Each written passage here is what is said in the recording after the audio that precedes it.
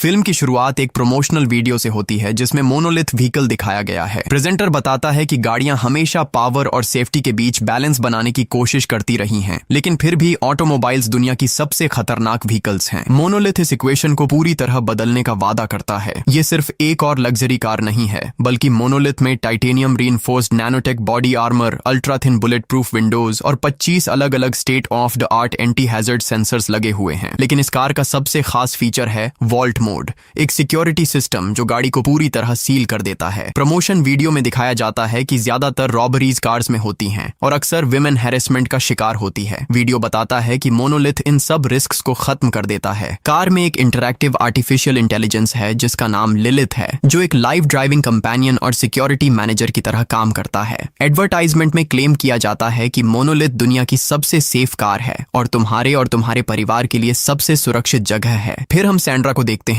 एक यंग माँ जो अपने 2 साल के बेटे डेविड के साथ मोनोलिथ ड्राइव कर रही है, जो बैक सीट में बैठा है। ये इस व्हीकल के साथ उनका पहला एक्सपीरियंस है और एआई असिस्टेंट लिलिथ अपना परिचय देती है। कार तुरंत अपनी कैपेबिलिटीज दिखाने लगती है। लिलिथ को तुरंत पता चल जाता है कि बैक सीट में एक बेबी है। वह कैलकुलेट करती है कि 30 पाउंड का पर्सन यूएस डेमोग्राफिक्स के हिसाब से एक बच्चा होता है। सैंड्रा का वेट भी उसे पता है, लेकिन सैंड्रा तुरंत वह बात बंद कर देती है। लिलिथ समझाती है कि वह अपना इंटरफेस सेफ्टी और कंफर्ट के लिए कस्टमाइज कर रही है। सैंड्रा का हस्बैंड कार्ल एक पायलट है जो अपने बिजी शेड्यूल की वजह से उनके साथ नहीं आ सका। थोड़ी देर बाद कार्ल कॉल करता है और बताता है कि वह ड्यूटी के बाद सेंट्रल एयरपोर्ट पर है और उन दोनों को बहुत मिस करता है। इतने में कोई उसके दरवाजे पर नॉक करता है तो कार्ल गुड बाय कहता है और चला जाता है। इस बीच डेविड शोर मचाने लगता है तो सैंड्रा उसको अपना स्मार्टफोन दे देती है ताकि वह बिजी रहे। कुछ देर बाद सैंड्रा रोड के साइड एक गैस स्टेशन पर गाड़ी रोकती है। वह डेविड को वॉशरूम ले जाकर उसका डायपर चेंज करती है, जब कुछ लड़कियां वहां हंसी मजाक कर रही होती हैं। गैस स्टेशन के अंदर एक सुपरमार्केट भी होता है जहां सैंड्रा अपने बेटे के पसंदीदा स्नैक्स खरीदती है। काउंटर पर पेमेंट करते वक्त वह देखती है कि कोई उसकी कार तोड़ने की कोशिश कर रहा है। डरने के बजाय वह बस अपना स्मार्टफोन निकालती है और स्मार्ट ऐप से कार लॉक कर देती है। जब सैंड्रा सिचुएशन चेक कर रही होती है, उसे यह भी पता नहीं चलता कि डेविड उससे अलग हो गया है। जब उसे समझ आता है कि डेविड खो गया है तो वह चिल्लाने लगती है और सुपरमार्केट में उसे ढूंढने लगती है। वह बाहर जाकर एक स्ट्रेंजर से बात करती है, सोचती है कि डेविड उसके साथ है, पर कुछ देर बाद वह देखती है कि डेविड उन्हीं 3 लड़कियों के साथ है जिनसे वह वॉशरूम में मिली थी। सैंड्रा तुरंत डेविड को कार में बैठाती है और वॉल्ट मोड फीचर एक्टिवेट करती है। इससे कार बाहर के सभी कनेक्शन से कट जाती है और वह चैन की सांस लेती है। गैस स्टेशन से निकलने के बाद सैंड्रा को अभी भी काफी दूर ड्राइव करना होता है। लंबी राइड के चक्कर में वह बोर हो जाती है और अपनी बचपन की दोस्त जेसा को कॉल करती है। जेसा बताती है कि वह सेंट्रल एयरपोर्ट के पास एक होटल में है। बात करते हुए जेसा बोलती है कि वह कार्ल के साथ होटल में रुकी हुई है। ये सुनकर सैंड्रा हिल जाती है। उसे समझ आता है कि उसका हस्बैंड और दोस्त अफेयर में हैं। गुस्से में वह अपनी सास के घर के एंट्रेंस तक आकर अंदर जाने की भी परवाह नहीं करती। वह कार्ल को बार बार कॉल करती है, पर वह फोन नहीं उठाता और बिजी होने का नाटक करता है।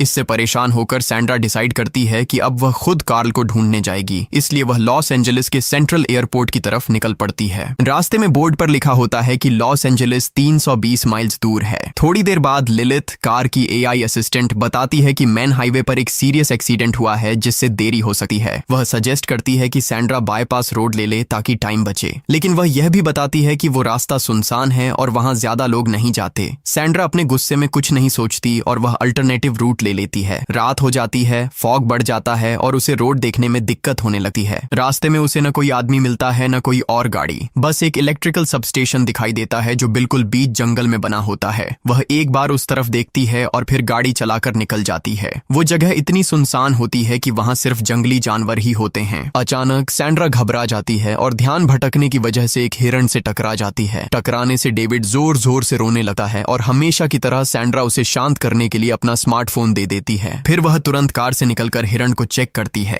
लेकिन वह बेचारा लगभग मर चुका होता है। हिरण कार के फ्रंट पार्ट के नीचे अटका होता है और इस वजह से सैंड्रा कार आगे नहीं बढ़ा पाती। जब वह यह सब समझने की कोशिश कर रही होती है तब उसे याद भी नहीं रहता कि डेविड अकेला कार के अंदर है। तभी डेविड मोबाइल से खेलते हुए गलती से एआई कार ऐप खोल देता है। स्क्रीन पर उंगली घुमाते हुए वह अनजाने में वॉल्ट मोड एक्टिवेट कर देता है। ये फीचर कार के अंदर बैठे पैसेंजर्स को हर तरह के डेंजर और डिस्टर्बेंस से बचाता है। जब सैंड्रा को यह समझ आता है तो वह तुरंत दरवाजा खोलने की कोशिश करती है, लेकिन तब तक देर हो चुकी होती है। अब वह कार के अंदर नहीं जा सकती थी। वह 2 साल के डेविड को बार बार समझाने की कोशिश करती है कि वॉल्ट मोड बंद करे, पर पर उसे कुछ समझ नहीं आता और वह सिर्फ फोन से खेलता रहता है। सैंड्रा घबरा कर चिल्लाने लगती है, जिससे डेविड डर जाता है और फोन सीट के नीचे गिरा देता है। तब सैंड्रा को समझ आता है कि मोनोलिथ कार के फीचर्स सिर्फ ऐड के लिए नहीं थे, ये सच में काम करते हैं। वह जब पत्थर से शीशा तोड़ने की कोशिश करती है तो शीशे पर एक खरोंच तक नहीं पड़ती। अपनी सारी कोशिशें बेकार जाते देख सैंड्रा सोचती है कि कोई और रास्ता ढूंढा जाए। वह वापस उस इलेक्ट्रिकल सबस्टेशन की तरफ चल पड़ती है जो उसने पहले देखा था।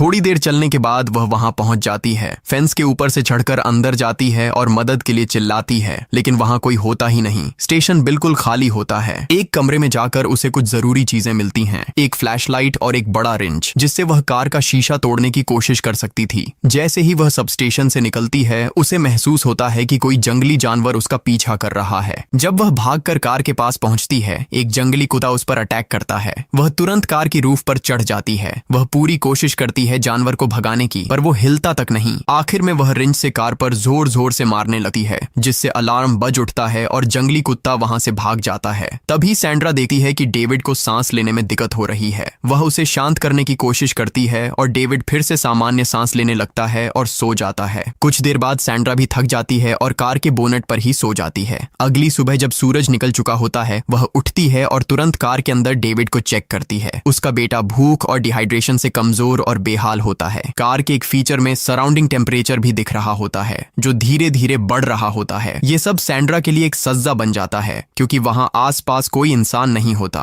फिर भी वह हिम्मत जुटाती है और मदद ढूंढने के लिए चल पड़ती है, जबकि उसका अपना शरीर डिहाइड्रेशन से टूटता जा रहा होता है। सैंड्रा जानती थी कि डेविड को गर्म कार में अकेला छोड़ना बहुत रिस्की है, लेकिन उसके पास और कोई ऑप्शन नहीं होता। उसे मदद के लिए निकलना ही पड़ता है। कुछ दूर चलने के बाद उसे एक नदी मिलती है, जहां वह पानी पीती है और अपना चेहरा साफ करती है। थोड़ा सुकून मिलते ही वह फिर अपनी जर्नी जारी रखती है और रास्ते में ऊंचे पहाड़ी इलाके में आ जाती है। कई माइल्स चलने के बाद सैंड्रा एक पुराने एयरफील्ड तक पहुंचती है, जहां एक पुराना जेट पड़ा होता है। इस दौरान मोनोलिथ कार के अंदर का टेम्परेचर और बढ़ जाता है, जिससे इमरजेंसी कूलिंग फैंस तुरंत एक्टिवेट हो जाते हैं। इधर जेट के अंदर जाकर सैंड्रा को कुछ अल्कोहलिक ड्रिंक्स, 1 गैलन गैसोलीन, एक लाइटर और 2 स्पेयर एयरप्लेन टायर्स मिलते हैं। वह थोड़ा अल्कोहल पीती है और जरूरी सामान इकट्ठा करती है। फिर वह गैसोलीन से दोनों टायर्स को आग लगा देती है ताकि कोई मदद मिल सके। उसके बाद वह गैलन को नदी के पानी से भर लेती है। धीरे धीरे वह वापस उस जगह जाने लगती है जहां डेविड को छोड़ता था। काफी देर के बाद वह कार के पास पहुंचती है और देखती है कि डेविड बिल्कुल कमजोर हो गया है। उसका चेहरा लाल पड़ गया है।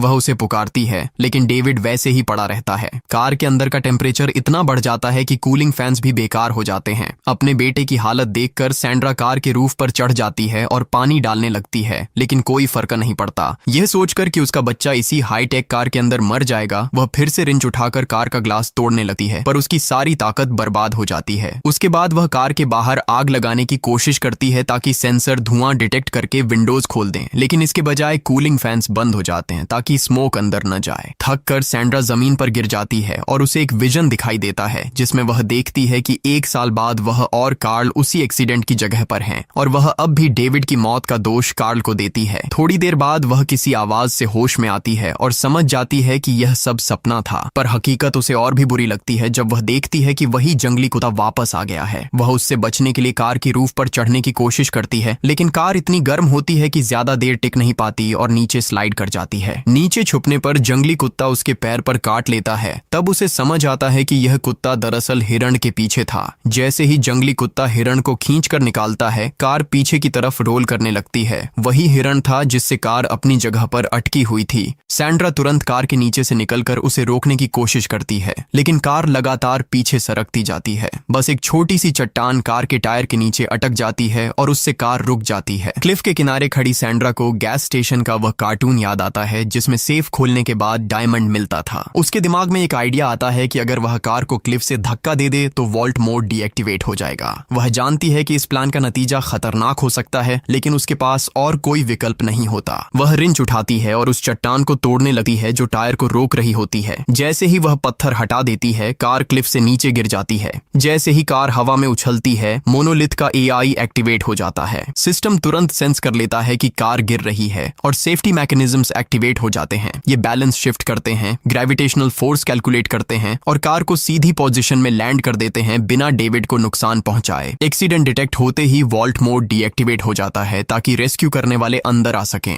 जैसे ही कार जमीन पर गिरती है, सैंड्रा सैंड्रा क्लिफ से नीचे दौड़कर जाती है। इतनी ऊंची जगह से गिरने के बाद भी कार बिल्कुल ठीक लगती है। दरवाजे अब अनलॉक होते हैं और सैंड्रा तुरंत डेविड को बाहर निकालती है। उसके कपड़े खोलकर उसे ठंडा करती है। अपने बेटे की हालत देखकर वह फैसला करती है कि अब उसे यहाँ से निकलना ही होगा। जैसे ही वह कार में बैठती है, सिस्टम रीब्यूट होता है। लिलिथ की मदद से वह कार को एक्सट्रीम ऑफ रोड मोड में सेट करती है और सामने वाले क्लिफ पर चढ़ने लगती है। ये कार शायद बेहद कठिन परिस्थितियों के लिए ही बनी होती है, क्योंकि वह आसानी से उस खड़ी चढ़ाई को पार कर लेती है। किस्मत से सैंड्रा उस ऑफ रोड रास्ते तक पहुंच जाती है जो उसने पहले चुना था और सीधा हॉस्पिटल की तरफ निकल पड़ती है। मूवी के आखिरी सीन में हम देखते हैं कि सैंड्रा और डेविड हॉस्पिटल पहुंच गए हैं। डेविड एक बिस्तर पर पड़ा होता है और उसे कई आईवी ट्यूब्स लगी होती हैं। सैंड्रा उसके पास परेशान नजर आती है जब तक डेविड आंखें नहीं खोलता। जैसे ही वह आंखें खोलता है, अपनी माँ को पहली बार मॉमी कहकर बुलाता है। सैंड्रा के चेहरे पर खुशी और सुकून दोनों झलकते हैं और यहीं पर फिल्म खत्म हो जाती है। अगर आपको ये वीडियो अच्छी लगी हो तो चैनल को सब्सक्राइब करें और बेल आइकन को दबा दें ताकि ऐसे और वीडियो आप तक पहुंचते रहें। देखने के लिए धन्यवाद।